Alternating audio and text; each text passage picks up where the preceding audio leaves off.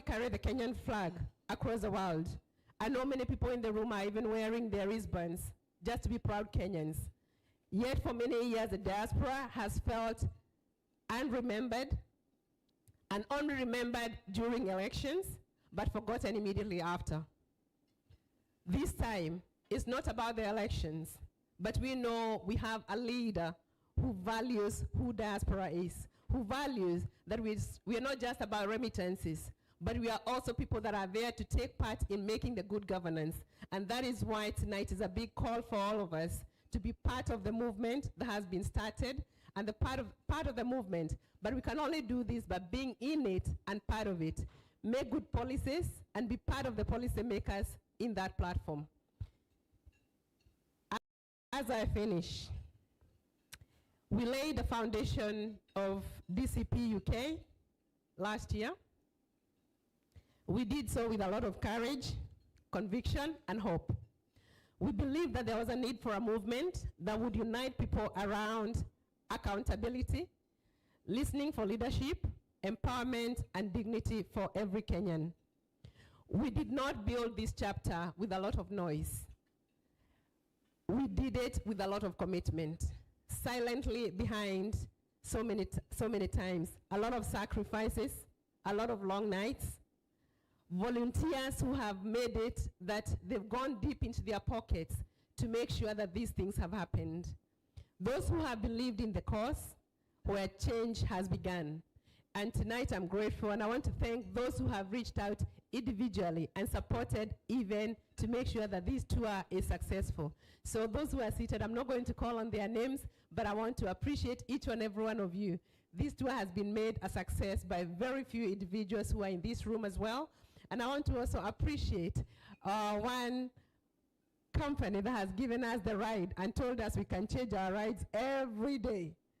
Imagine that we've been told we can go and choose a car to use every day, a car of our choice. And I want to appreciate the Cheaper Family right at the corner there. Thank you so much. Let us appreciate them because they've given us that and given us a lot of support. We are grateful. So if you're looking for that good car, like what you've seen our boss riding in, and more, that is a table to go and check out. You can go for test drives for whatever plate you want, whether it's a Phantom, whether it's the Bugatti that you are looking for, they've got it in stock. So thank you so much for what you have done for us, and we appreciate. Finally, as I finish, I would like to welcome our one guest who is here tonight, the reason that we are here. The reason tonight we are united. The reason why we have people from Murang'a, we have people from Nyeri, we have people from Kiambu, we have people from Olkarau, all over Kenya. We have people from Bungoma. We have people from Mombasa. I've seen Dr. Mkeni somewhere. We have all people who are represented here. God bless you. We have people who are here with us from America. Why? Because they believed in this cause.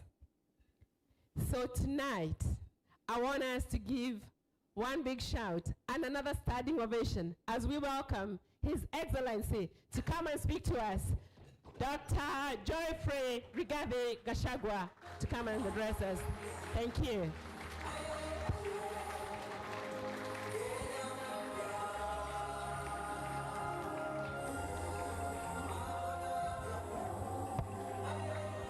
Thank you. Please be seated.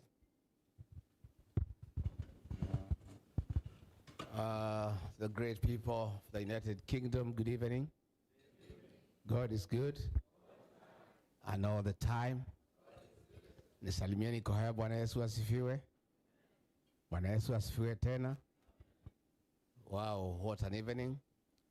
Let me first take this opportunity to thank all of you who are here tonight for this dinner in our honor. Reverend Dorcas and I are indeed very grateful, and we feel very honored and privileged to get the opportunity to dine with you and to have some little conversation.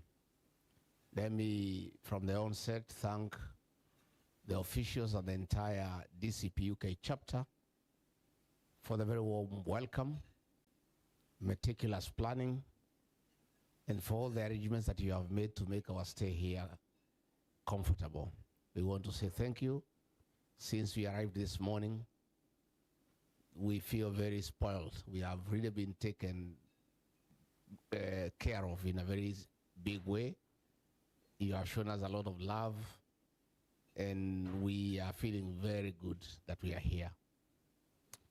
Let me say that I've been looking forward to come to the UK, and my various attempts to come here always get murdered somewhere along the way. But finally we are here, and we are very grateful to be here. I was supposed to have come last weekend for the Cultural Festival, but it didn't happen because the matter that we have in court was adjourned, and we had to stay behind because we needed to attend court.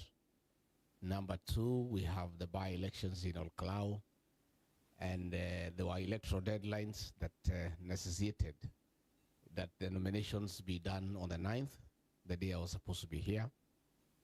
And Senator Medhu and Wanjiku Muhia prevailed upon me to stay behind, just to make sure that things are okay and be in a position to handle whatever fallout that would have arisen from the outcome. But I was informed that there was a lot of pressure, that I needed to come because a lot of planning had been put in place. You had spent resources, and everybody wanted me to come and spend time with you. And that's why we are here.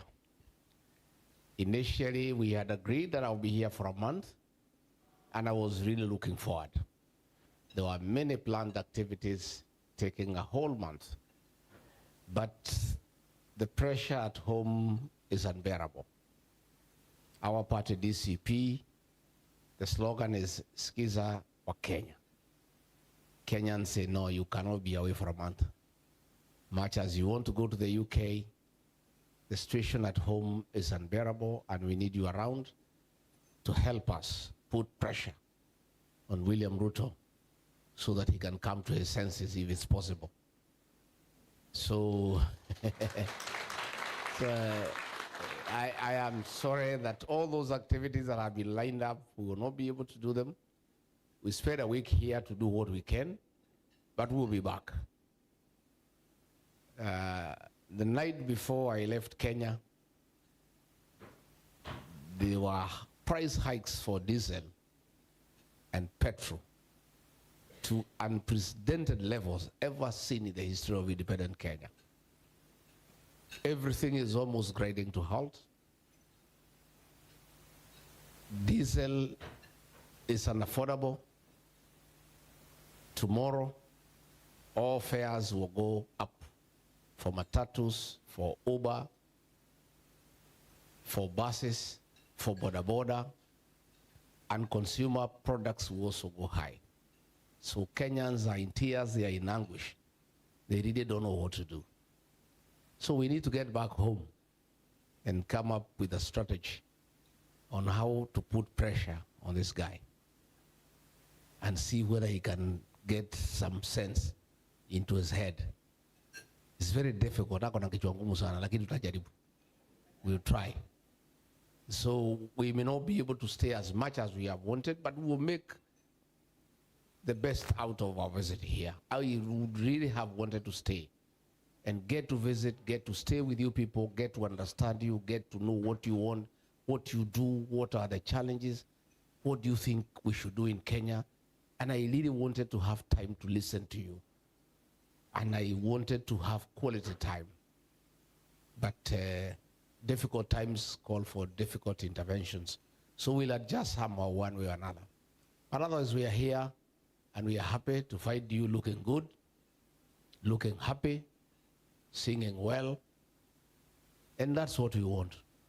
First and foremost, I'm very happy when I see the people of Kenya who left home and came here to expand their territories, to look for opportunities. And I'm always very grateful that the people out of Kenya have a big impact back home. You people contribute billions of dollars to our economy every year. And you know that in the 70s, coffee was #1 foreign exchange earner for our country. It was overtaken by tea in the 80s. And tea, Kenyan tea, became the #1 foreign exchange earner.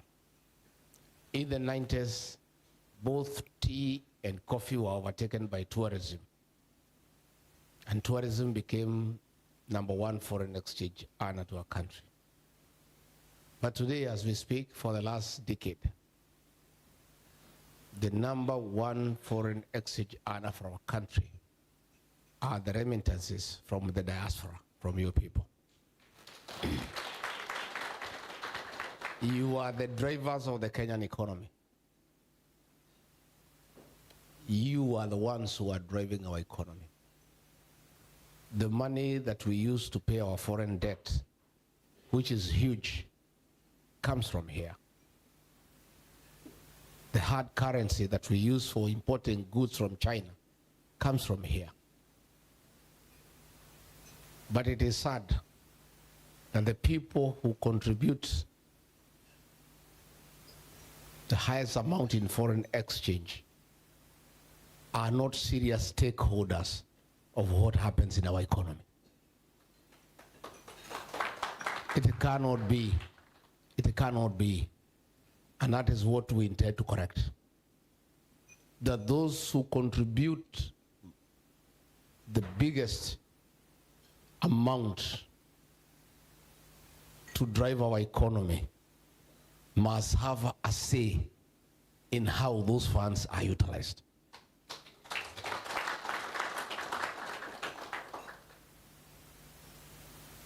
It is contributing to our economy cannot be compared to a dairy cow. You see, a dairy cow is just milk, but it has no say how the milk will be, whether it will be consumed.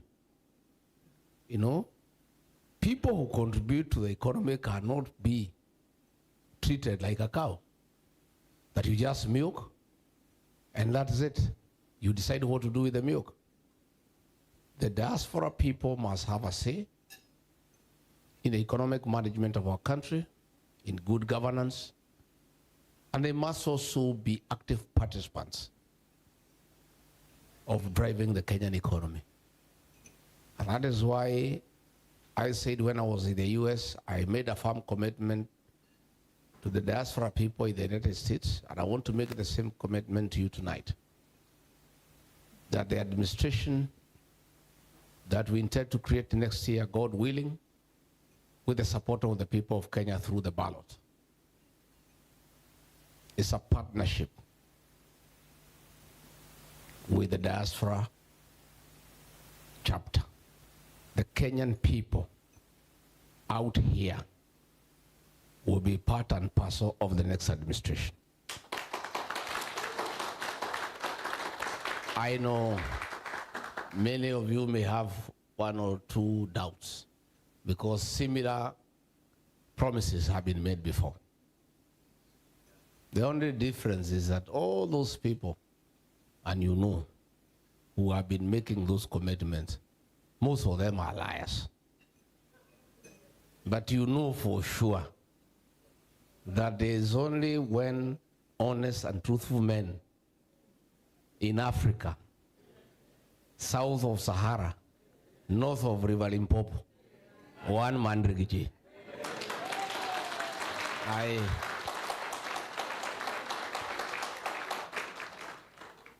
At my age, at 61, I cannot change. It's difficult to change a man of this age. I have been a truthful person all along.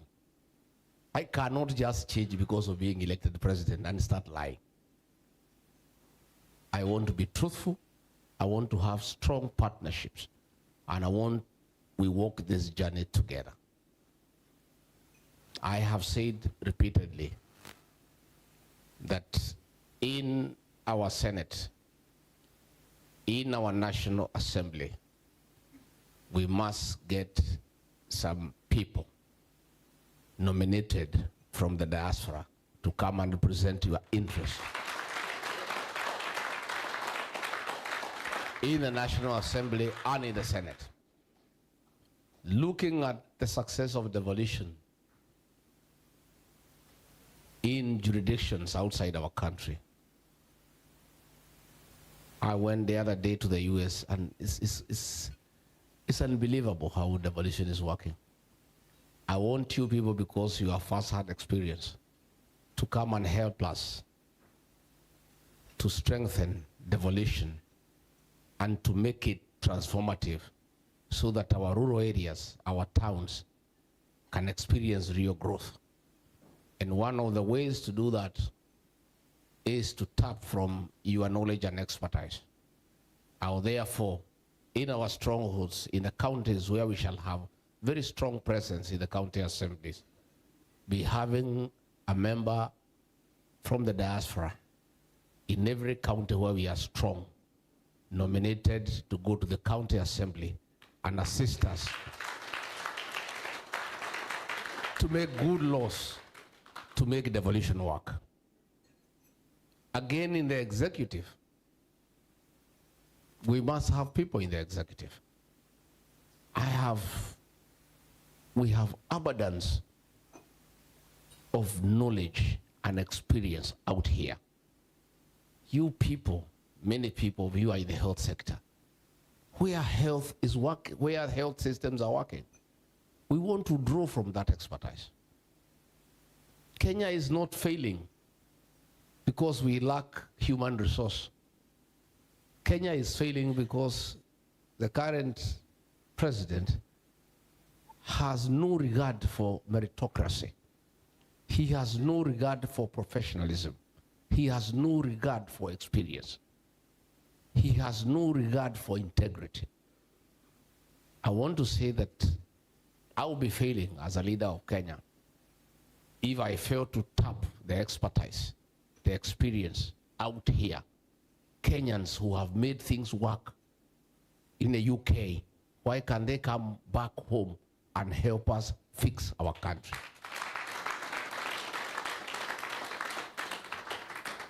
So I'm very deliberate in engaging you. I'm not just coming here just to while time away. I'm coming to develop a partnership and also start headhunting for talent.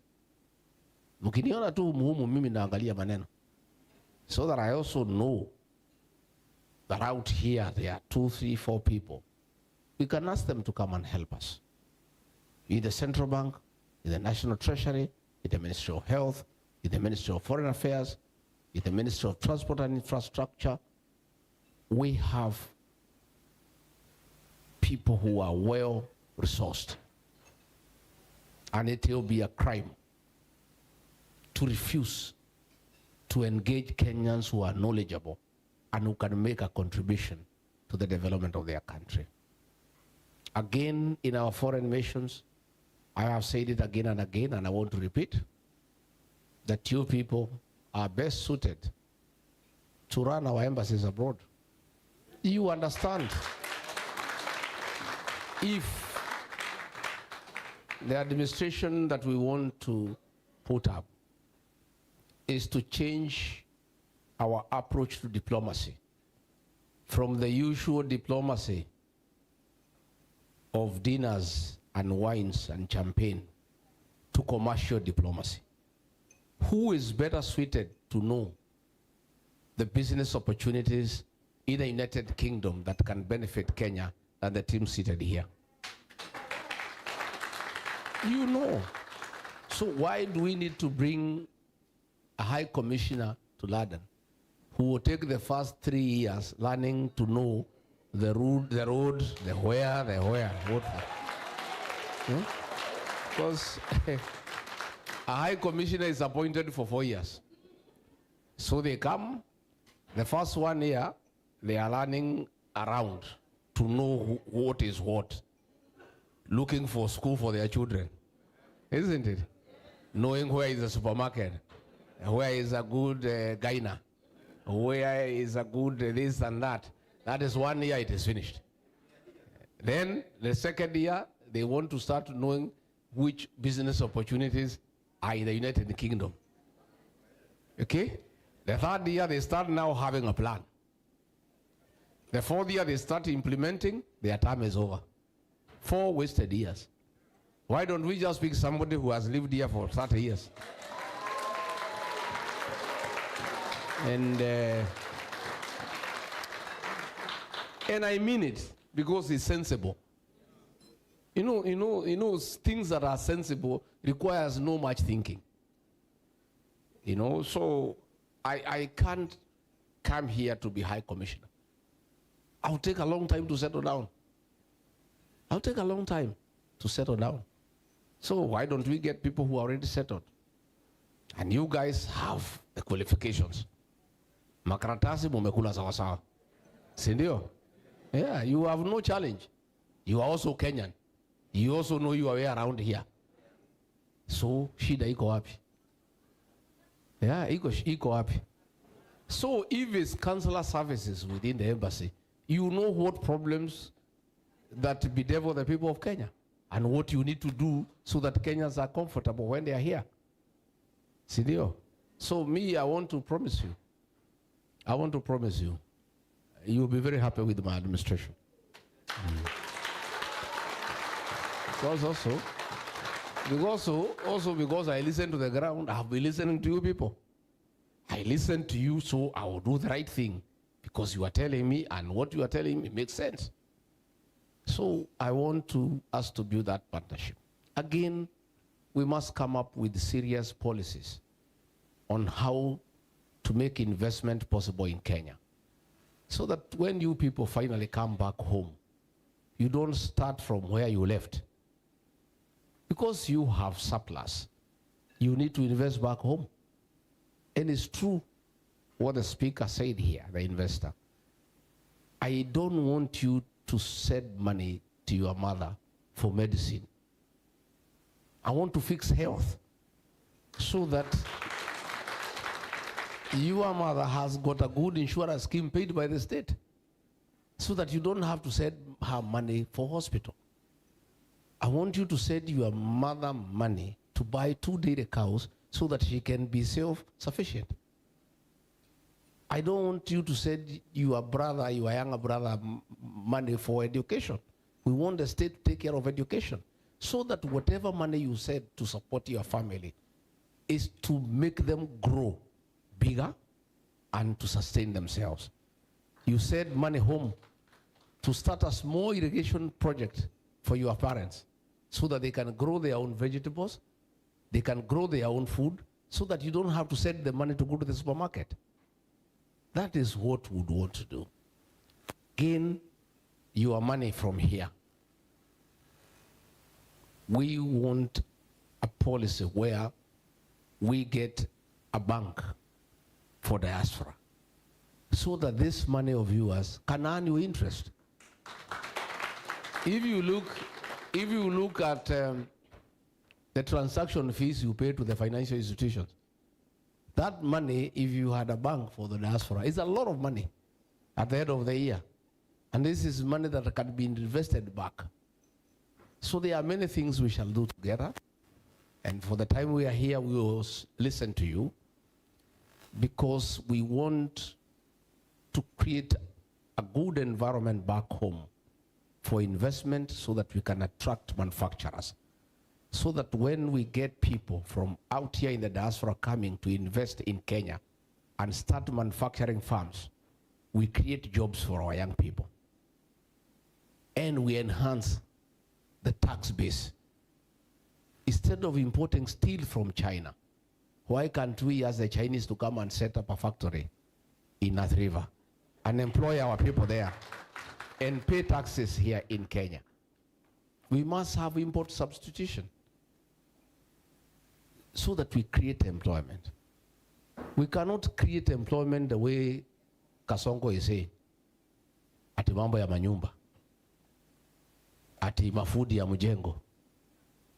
That thing is a fraud. He was simply creating a fund. That money he has invested in his bank called Seed Bank. It's a bank he bought, it was a small bank. Today, that bank is making more than 100 million every month out of money for the affordable housing and money for SHA. What we have back home is a serious issue of state capture and conflict of interest. We want real investment in Kenya. And the way to go is manufacturing, agro-processing, and value addition. And the people to assist us in that, in terms of direct foreign investment, is you people. But for you to do that, you must be motivated. You must feel that you are appreciated. You must feel that you have a say in the way our country is run, so that you are also encouraged to be participants. Those are the issues that we want to create as we go on. So mimi sitaki niongee mengi kuzidia hapo, ni kusema nyumbani tuko sawa. Tuko sawa in that the future looks bright, but the present is difficult. Iko shida. SHA is not working. We had a system called NHIF, which had a few challenges that needed to be addressed. And what we should have done was to upgrade the system. And an analysis had been done and a proposal made that we needed 800 million to upgrade the NHIF into a workable health system. But William Ruto chose to drop it and come up with a project called SHA. That thing is a fraud, it's a scam. It costs 104 billion Kenya shillings. But the actual money they paid for it is 1 billion. They stole 103 billion. And despite stealing 103 billion, the damn thing is not working. It's theft of public funds by William Ruto and Aden Duale.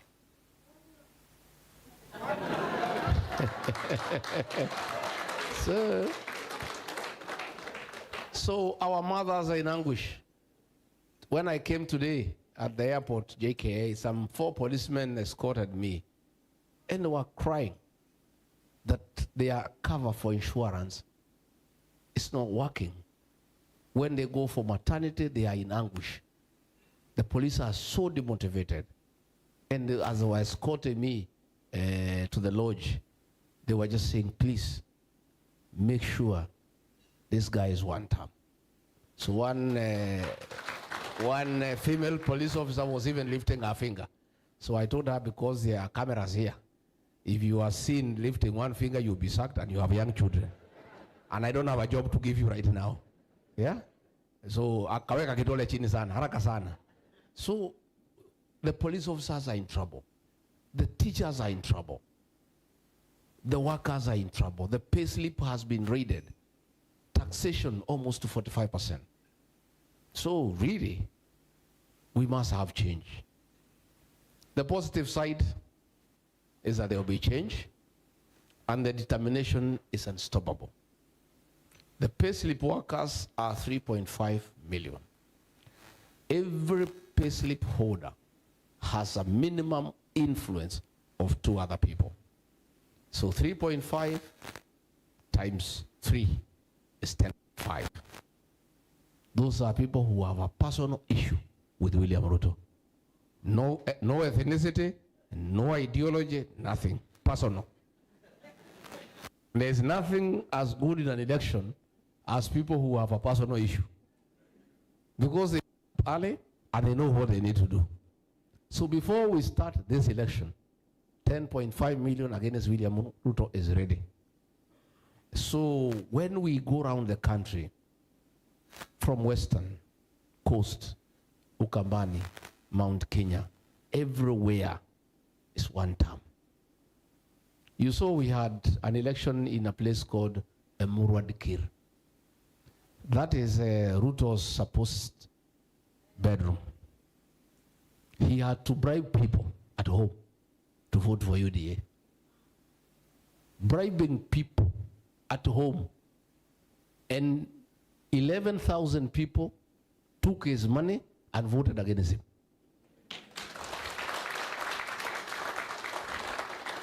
That is how sweet the whole thing is.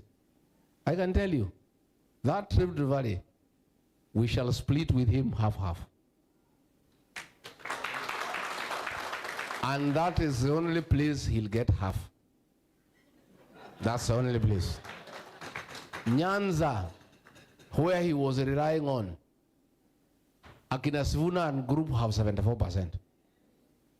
The guy is in total trouble. Hata saa ingine mimi namuonea huruma hii jamaa, unajua alikuwa mtu yangu. Lakini nikikumbuka vile ameumiza wa Kenya nasema ni sawa. He is in trouble. And I can tell you there is no escape route. So that's the good news. The bad news is we have 15 months to go, struggling and suffering. And him and his people are stealing everything because they know they are not coming back. In fact, they are saying, like in football parlance, they are saying it's injury time. They are saying it's injury time. So they are stealing everything. And these guys have no qualms about destroying institutions. You know, ordinarily, even if you want to eat from a tree, you take the fruit. Once you eat the fruit, you look for some fertilizer and some water, you put so that the tree can give you fruits next season. Sindio? So that is wisdom. Hawa watu, Ruto na watu yake, wanakula matunda, wanakula matawi, wanakula branches, wanakula the stem, wanakula mizizi, wanakula mpaka ile mchanga iko kwa hiyo miti. You know, surely we have never seen this kind of thing. It's unbelievable. It's like a stupid person who have had a dairy cow and you are taking milk. And you are using that milk, unakunywa ingine unauza, unanunua chakula. Then you decide to slaughter the cow and eat the meat. Then you start asking, kwani hakuna maziwa? That is the situation we are in. So in 15 months, Mungu atusaidie tuone itakuwa imebaki nini. Then we shall start from all over. And that is why you guys are important. We have to rely on you now to rebuild our country. We have to really cry to you to help us to invest back home and to look for investors to come and invest back home. By the time this guy goes, our debt will be almost 14 trillion.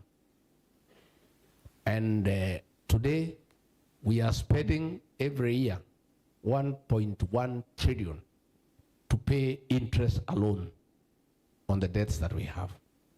And he's still borrowing more. I'm told when I'm here, he has also left the country. Ametoka tena ameenda. Kutafuta madeni. Sasa tunauliza tutaenda wapi? So, lakini sasa tutafanya nini? Sisi tunasema we have a constitution. Much as the guy is messing, there is nothing we can do because we believe in the rule of law and constitutionalism. The way to remove a president is through the ballot. There will be an election on 10th of August next year. We just have to vumilia mpaka mwaka ujao. Tuombe Mungu wasikule kila kitu. Hata kama wanakula matunda na matawi, watuachie at least mchanga so that we can plant another tree. But if they even eat the soil where the tree is, then we have a big problem. We have a big problem. They have made bribery a way of life. You know bribery, hapa kwenu hakuna bribery. No policeman here can take a bribe. Lakini kwetu zamani hata polisi wakichukua pesa ya bribe, at least walikuwa wanajificha. Hata yule anapeana na kuja hataki aonekane. Huyu mtu anahonga watu mchana. Wanaitwa State House, kila mtu 10,000, walimu wanachukua wanaenda. Wengine wanaitwa wanachukua in broad daylight. Amefika pahali sasa hata anakosa watu ya kuhonga. Juzi ametafuta Wakorino, amekosekana. Amechukua kina Moses Kuria, amefunga kilemba.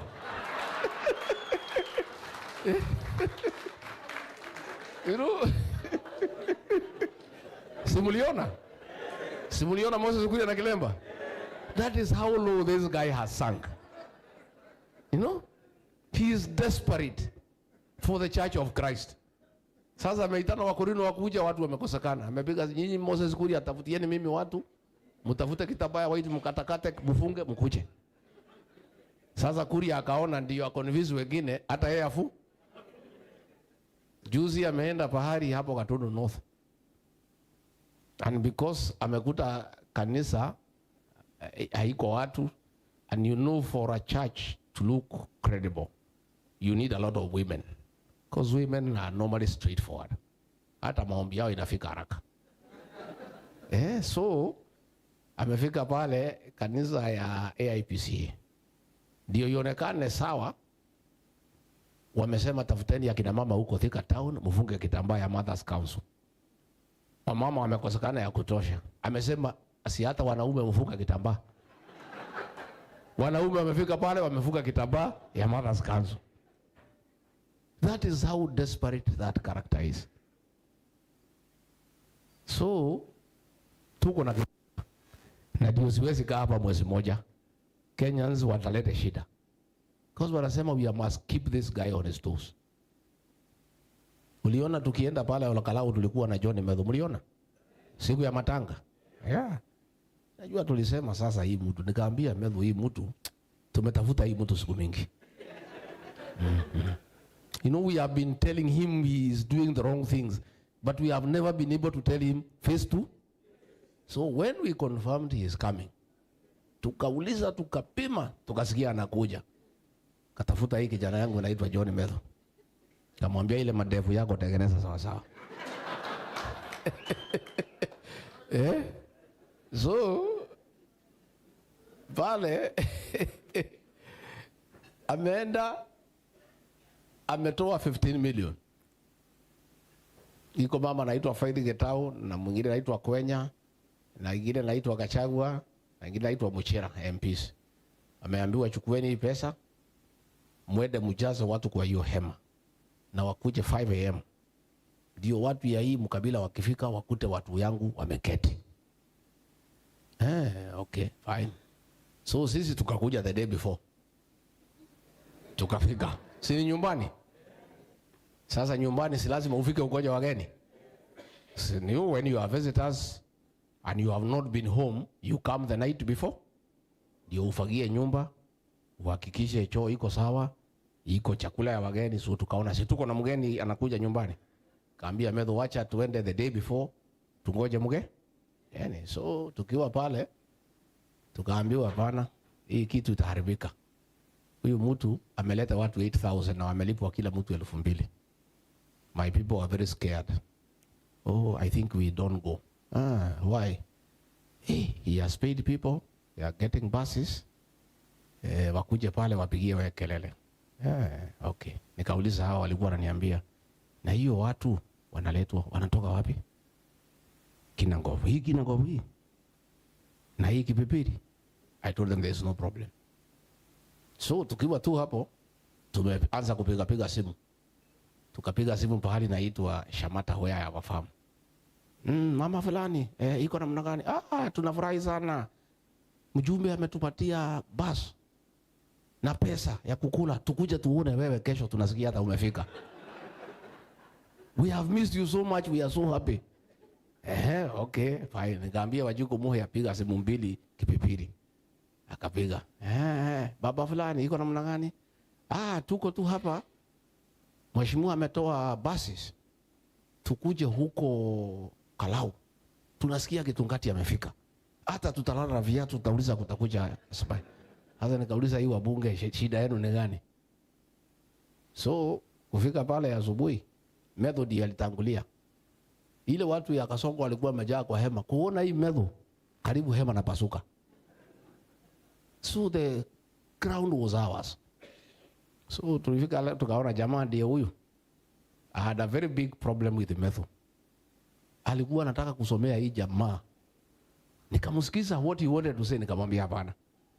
Najua wewe ni kijana mdogo na hii ni mzee kiasi. Pima kidogo. Medho anasema hapana. Hii mtu umetafuta siku mingi. Wacha nipatie maneno. Nikamwambia hapana. Just deal with the issues only that are truthful. All the things amedanganya watu ya Nyandarua. So medho akachoma. Mimi najua ni mzee, mimi nauma kidogo. Na polisa kidogo, nauma, na polisa. So, let me tell you, my people, don't be worried. There will be change for the better. I want you to be part of that change. I want you to be part of that change. And again, I want you to be people with resilience. Don't give up, even when things are very difficult. For a long time, the next 100 years, when the history of resilience will be told to our children and grandchildren, the story of Rigathi Gachagua will be told. Most of you, unavutwa tu kazi ya supervisor, unaanza kunywa dawa. Wengine wanajinyonga, wengine wanakuwa devastated, they cannot recover. Mimi nilinyang'anywa kazi, nimetafuta ya deputy president. Nimetafuta 7.2 million people wamenipigia kura, nimenyang'anywa. Na people thought that I'm finished, that I'll be so heartbroken, I will never rise and face anybody. Nikaa tu siku ine, nikatoa dust, nikatoka nikaanza. And that is the way. I want to encourage you. I want to encourage you. Nobody can write you off. What God has planned for you will be. And no human being can stop your destiny. Today, the history of Rigathi Gachagua is clear. Nobody can stop your destiny. When William Ruto aliamua kunitoa, alidanganywa na hii kijana anaitwa Ichung'wa ya Kikuyu. Ati ukitoa hii mtu, wiki mbili atasahaulika. Atakuwa amehoreka, hataweza hata ongea. He will never be able to face anybody because of shame. And Ruto was convinced. Today, they talk about Rigathi Gachagua from morning to evening. Their greatest headache in Kenya is Rigathi. Sindio? They are spending almost about 50 million every month, National Intelligence Service, to put 24-hour surveillance over Rigathi Gachagua. Bag his phones, bag his homes, bag his cars, infiltrate his household, compromise workers so that they know what I'm doing. Because we are such a force and we have kept him in check. And we will complete the journey together with you. So please, mkutubuke kwa maombi. Pray for us, for good health, and to stay focused. And never to buy fear. Because fear ni kitu mbaya sana. Ukiwa umeigiza baridi umeogopa, you cannot do anything. So you people, the UK DCP chapter, I want to thank the officials. You are doing well. I want you now to enhance your activities. And I want you to help us in Olkalau. Olkalau is a good story. It's gonna be a hard fight. In the sense that Ruto and his people will try to bribe our people. But the people of Olkalau are resolute. They are great people. We shall have a big win. My challenge, and I've asked Senator Medho and Wanjiku Moher, is to work on the margin. We must beat them with a very wide margin in Olkalau. So that young man called Godho, our candidate, I had employed him in my office. And when I was removed, he was also removed. He has really suffered. His family has suffered. He has nothing. He doesn't have a car. He has nothing. But the people love him the way he is. So kabla nitoke nimemtafutia pickup moja ya kumsaidia. Kasunguka. So I'm asking the UK chapter see how you can work and raise some funds for that campaign for that young man, so that he is able to move from point A to point B. He can have campaign posters, he can have agents, and he can have meetings. Not that he requires as much money as a UDA candidate, no, but something to keep going so that he can be able to move around here and there. We'll support where we can, but if you can have some support for that candidate, is good. Because that win will define many things, and it will set the momentum towards next year. So mina mtasaidia huyo kijana, msaidia huyo kijana ndio aweze kushinda na ashinde na njia kubwa. So musijali, nyinyi muendelee kufanya kazi. Those who are votes here, at least you have a voting station here in London. I know you want more, but we have to push IBC. But let's struggle with what we have. At least let us have people register. At least hata kama mnataka mkue kwa serikali yangu, si mtoke mnipigie kura. Okay, tumeongea vizuri na tunasaidiana, lakini pia kupiga kura ni muhimu. Ndio usemange wewe nilikupigia kura, bona unataka kunifanya nijui. The lady from Nyeri who was here, amesema aliobea Mwai Kibaki, akiingia akamsahau. Alikuwa na Wangari Maathai akamsahau. I want to promise you, mimi sitakusahau.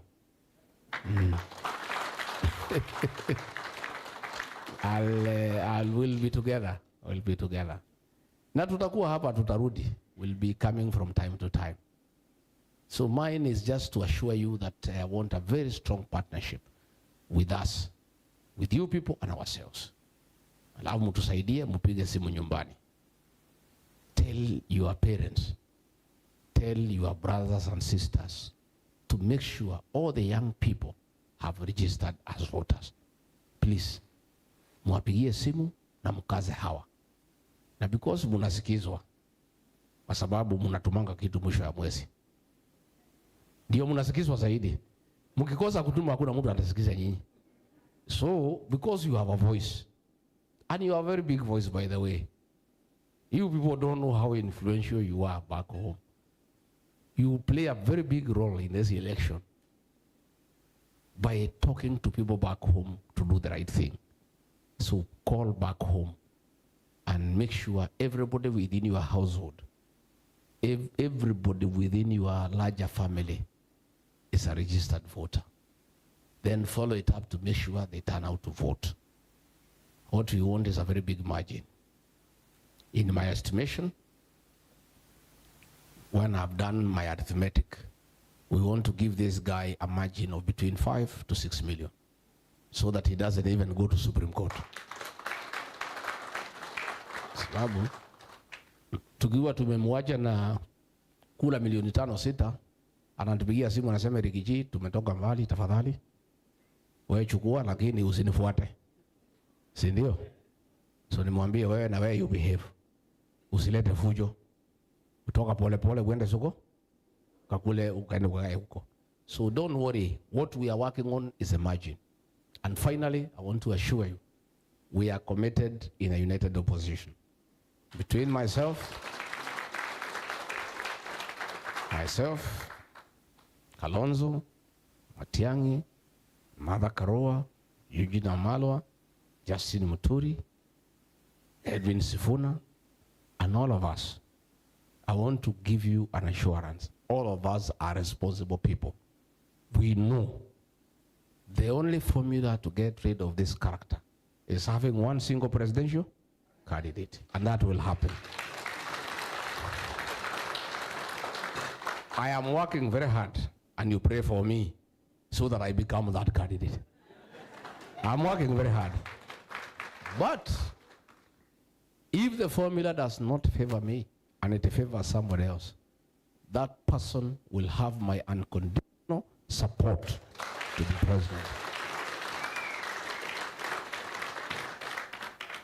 There is a singer from Gatanga. What is his name? Yule ameiba ile wimbo. Kamande wa Kioi. Yeah. Ameiba wimbo nzuri sana. Amesema hatujui ni nani atakuwa rais. Lakini yule hatakuwa, zote tunamjua. Si hata nyinyi mnajua? Are you also there? You don't know who will be, but you know who?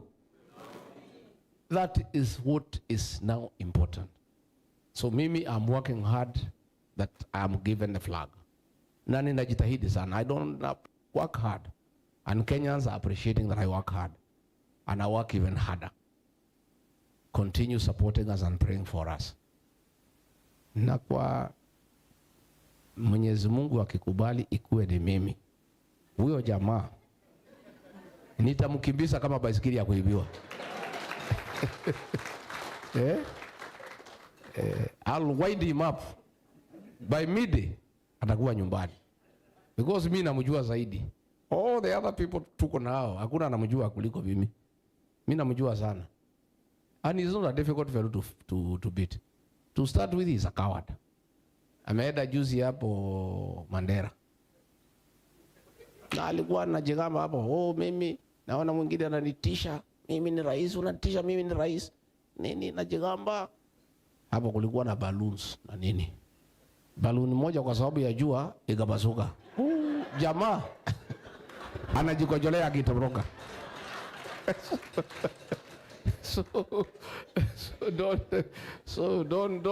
Don't be worried. Don't be worried. Don't be worried. Mimi tumeketi naye hapa, na yeye ameketi hapo. Nimemsomea 28 minutes. Ameketi hapo. Aketi hapo 28 minutes. Amekunywa maji chupa 16. Namwambia. Because mimi namjua. You know, I know him. See, I was with him. I made him president. I know him. Mwenye kujenga nyumba anajua kujenga, lakini pia anajua kubomoa. Tubomoe tusibomoe? Tubomoe tusibomoe?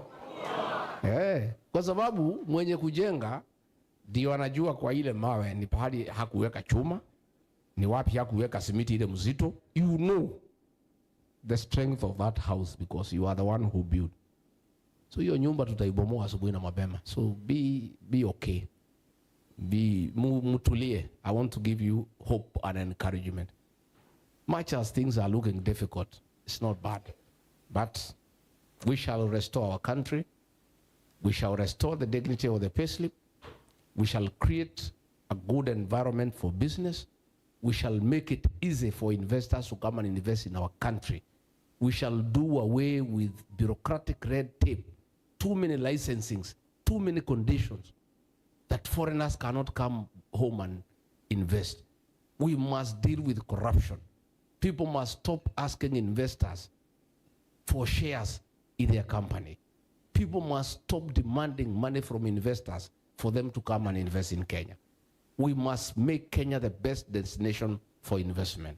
And that is where you people will play a great role in assisting us to identify investors who can come home and invest so that we can create job opportunities for our young people, enhance our tax bracket so that we can get money for the development of our country. So mimi nimeshukuru sana, sitaki nizidi hapo. Mine is now to say that the DCP UK chapter is officially and formally launched so that you can proceed and make our party make our party strong. Si tumekubaliana? Tumekubaliana? Mnataka kusalimiwa na Mama Boys? Mngetaka msalimie? Kuja Mama Boys, please sit down. Thank you very much. Come and say jambo to these great people. Thank you. Thank you very much, Bwana asifiwe. Our People's Deputy President, the clergy who are here, the DCP, Ekron, and the committee that has organized this wonderful occasion, our partners and many guests.